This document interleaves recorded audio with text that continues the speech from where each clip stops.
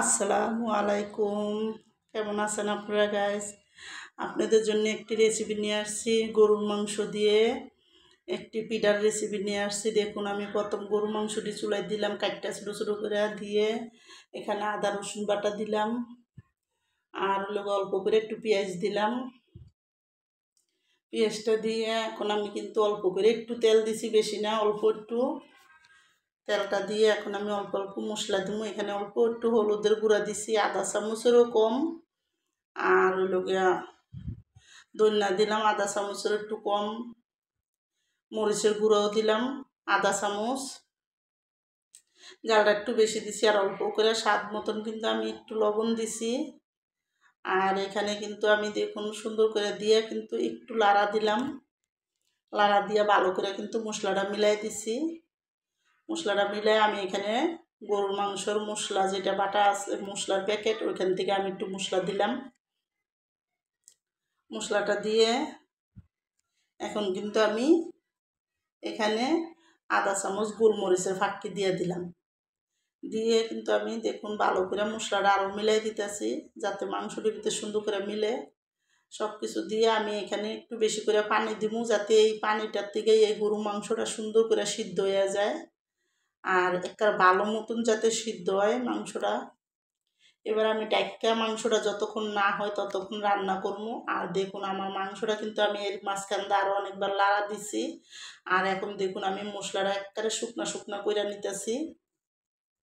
মাংসটা একবারে বুনা বুনা করে মশলাটা একবারে শুকনা শুকনা করে তারপরে কিন্তু আমি মাংসটা নামাই দিব। আর এইভাবে করে মাংসটা কিন্তু আমার পুরো গলে গেছে গা। আমি হাত দিয়ে ছিটতে পারবো, আমি দেখছি মাংসটা ভালো মতন গলছে। এই জন্য কিন্তু আমি দেখুন এখন মাংসটা সুন্দর করে একটা প্লেটে নামায় রাখছি। নামায় কিন্তু আমি দেখুন হাত দিয়ে একটু গরম, অবশ্যই আমি হাত দেওয়া করতে পারতেছিলাম, কিন্তু হাত দিয়ে দেখুন ডলা দিলে কিন্তু মাংসটা খুলে যেতেছে। আর আমি একটু চবড়ি টবড়ি লগে আছে, তো এই জন্য আমি কিন্তু দেখুন দুই হাতে ধরে এদিকে একটু ছোটো ছোটো ছোটো ছোটো করে আমি সুন্দর করে এদিকে ছিঁড়ব। পাল্লা পাল্লা করে ছিঁড়া দিলেই সুন্দর মতন একটু ভাঙ্গে ভাঙ্গে ছিঁড়া দিলে একটু গরম দেখে আমার হাতে আমি আস্তে আস্তে করতেছি। হাত দিয়ে ডলা দিলেই কিন্তু মাংসটি সুন্দর করে ছুটতে যাবো গা।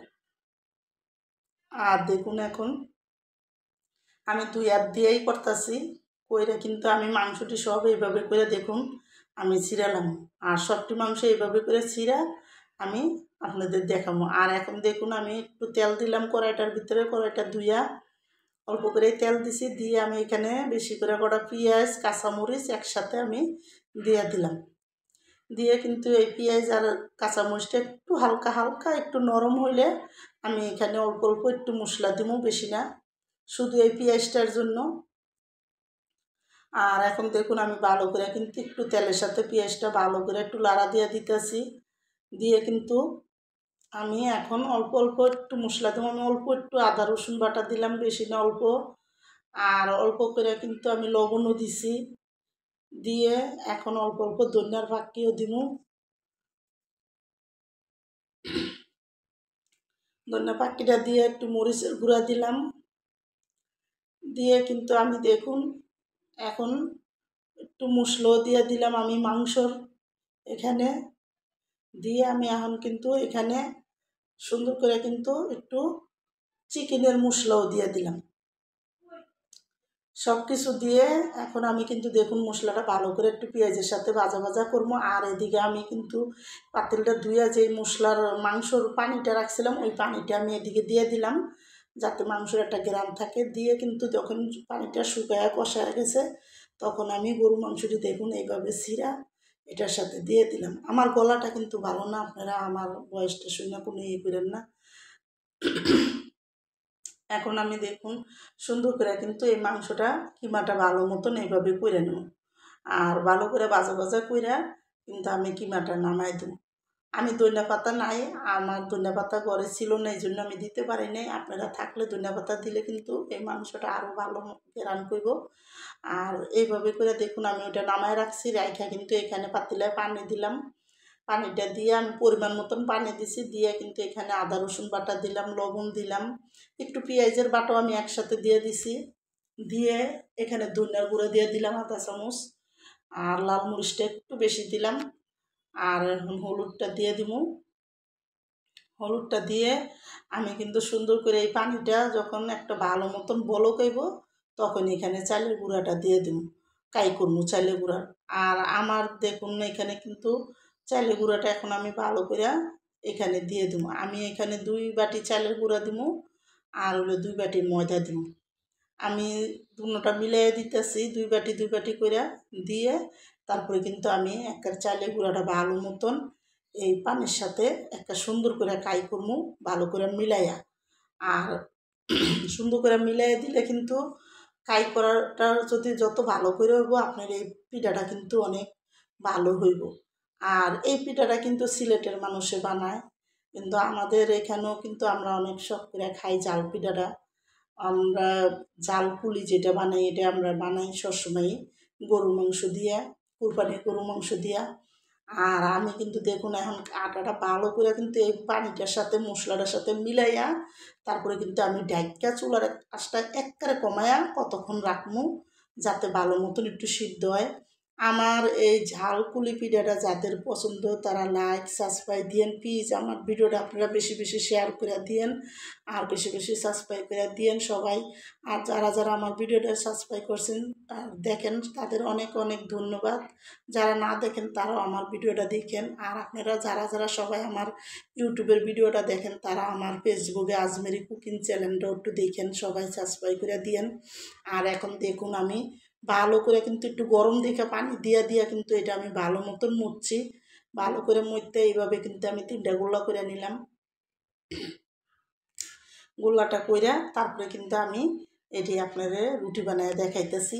এখন আমি গোলাটা একটা কিছুতে ডাইকা রাইখা আর এদিকে একটা গোলা লয়ে আমি অল্প করে একটু ময়দা লাগাইয়া তারপরে কিন্তু আমি একটা বড় করে মোটা করে রুটি রুটি বেলমু। রুটিটা কিন্তু একটু মোটা হইব আর সুন্দর মতন করে কিন্তু রুটিটা আমি একটু যত বড় হয় অতই বড় করবো কইরা তারপরে কিন্তু আমি দেখুন আপনাদের দেখাইতেছি। এখন কিন্তু আমি দেখুন সব দিকে বড় বড় করে পুরো রুটিটা আমি বড় করে বানাইছি, বানায় আমি একটা ডিব্বার মুখা দিয়া একটু বড় সাইজের কুলি বানাবো এই জন্য কিন্তু আমি একটু বড় করে কাটতেছি। আর আমি কিন্তু কয়েকটা বড় করে কাটটা এরপরে কয়েকটা ছোটো করেও কাটমু। আর আমি বড়টাই আপনাদের আগে দেখাইতেছি, ছোটোটা আমি পরে দেখাবো। দেখুন এদিক দিয়ে কিন্তু একটু মোটা দেখে আমি আর একটু বেলা লইলাম, বেললে আমি একটা রুটি দিয়ে 4টা রুটি ভাগ করলাম। বার করে কিন্তু এখন আমি এই আটাটা দিয়েই ছোটো রুটি আবার কয়েকটা আমি গ্লাস দিয়ে কাটমু।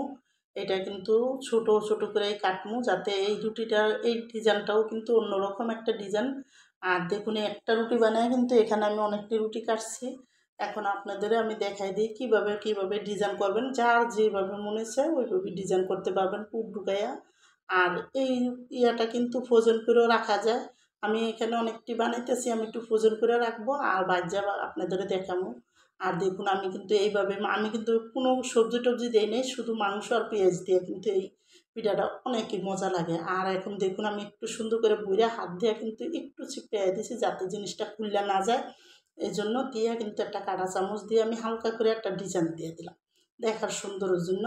আপনারা বইটাও দিতে পারেন কিন্তু আমি একটু ডিজাইন করে এইভাবে করে আপনাদের দেখাই দিই, আপনারা যে আপনার খুশি আপনি বানাইতে পারেন। তো প্রথমে এইভাবে একটা বানাইছি আর এইদিকে কিন্তু আমি একটা ছোটো পুলিও বানায় দেখাইতেছি। দেখুন এইভাবে করে কিন্তু আপনি ছোটো পুলিও বানাইতে পারেন। ছোটো পুলি পিঠাটাও কিন্তু অনেক মজার, মানে সুন্দর লাগে। এইভাবেও আপনি বলতে পারেন আর হাত দিয়েও ডিজাইন করতে পারেন। এখন আমি কিন্তু দেখুন আপনাদের দেখাইলাম, এখন আমি বড় পুলি পিঠাটাও আপনাদের একটু দেখাই দিতেছি। দেখুন আমি বড় পিঠাটারেও এইভাবে মাংসটা ঢুকাইয়া কিন্তু আমি হাত দিয়ে ডিজাইন করে এটা দেখাই দেবো। এইভাবে করেও দিতে পারেন। আর সবটি পিঠা কিন্তু এইভাবে করে আমি বানায়া তারপরে আপনাদের দেখাইতেছি বাজ্যা। আর দেখুন এখন কিন্তু আমি এই যে হাত দিয়ে এইভাবে করে একটু বড় বড় করে ডিজাইন করে দিতেছি। এই ডিজাইনটাও একটা আলাদা ডিজাইন, পিঠাটি খাইতে অনেক মজা লাগে, কিন্তু আপনারা একবার হলে বানায় খেয়ে দেখেন আর কমেন্ট করে জানায়েন। আর দেখুন এখন কিন্তু আমার সবটি পিঠা সুন্দর করে বানানো হয়ে গেছে।